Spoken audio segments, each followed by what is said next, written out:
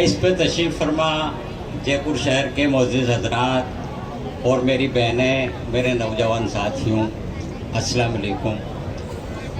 ज़िंदगी गुजार रहे हैं, जो ऐसी में ज़िंदगी गुजार रहे हैं वो सुन लें। अगर इस वक्फ कानून के खिलाफ वो सड़कों पे नहीं उतरे तो उनकी औलादों को गुलामों की ज़िंदगी गुजारनी पड़ेगी। ये जो वक्फ का काला कानून है, ये सिर्फ आपकी जायदादें हड़पने का कानून नहीं है, ये आपकी शिनाख्त को हड़पने का कानून है। हिंदुस्तान के कॉन्स्टिट्यूशन ने जो आपको फंडामेंटल राइट्स दिए हैं उनको छीनने का कानून है, आपके वजूद को छीनने का कानून है। ये एक तरीके से मोदी जी का सीधा सीधा हमला है आप पे कि अगर आप नहीं जगे तो आपके लिए इस भारत में बाहैसियत मुसलमान जिंदगी गुजारना मुश्किल हो जाएगा।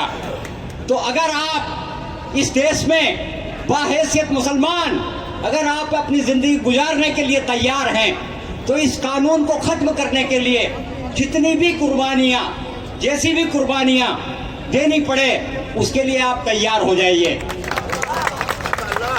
क्योंकि आपने देखा होगा कि मोदी जी ने इस कानून का नाम दिया उम्मीद। तो ये उम्मीद आपके लिए नहीं है, ये उम्मीद मोदी जी ने अपने दोस्तों को दिलवाई कि मैं इस कानून के जरिए मुसलमानों की और वक्फ की जायदादें और ज़मीनें छीन के आपको दे दूंगा।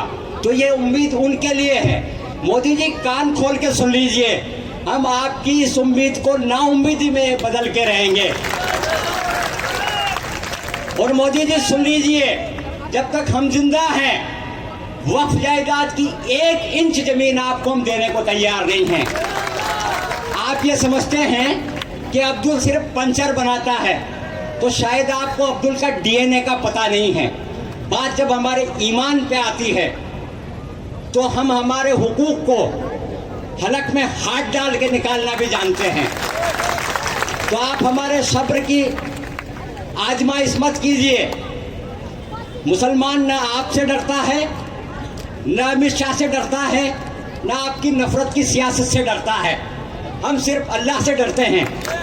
और जो अल्लाह से डरता है, मोदी जी आपको क्या, आपका परदादा निकल के आ जाए उससे भी हम डरने वाले नहीं हैं।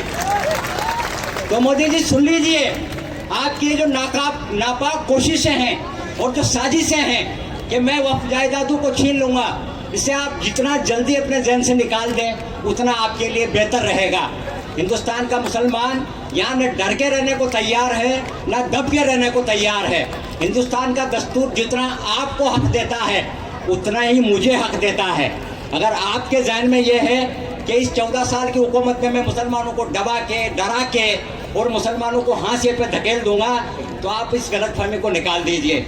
हम इस मुल्क के बराबर के शहरी हैं। हम वक्फ जायदाद को बचाने के लिए, हिंदुस्तान के दस्तूर को बचाने के लिए, हिंदुस्तान की डेमोक्रेसी को बचाने के लिए, हिंदुस्तान के भाईचारे को बचाने के लिए जो भी जैसी भी कुर्बानी देने को जरूरत पड़ेगी वो हम देंगे। आपने मुझे सुना, शुक्रिया, थैंक यू, जज़ाकल्लाह।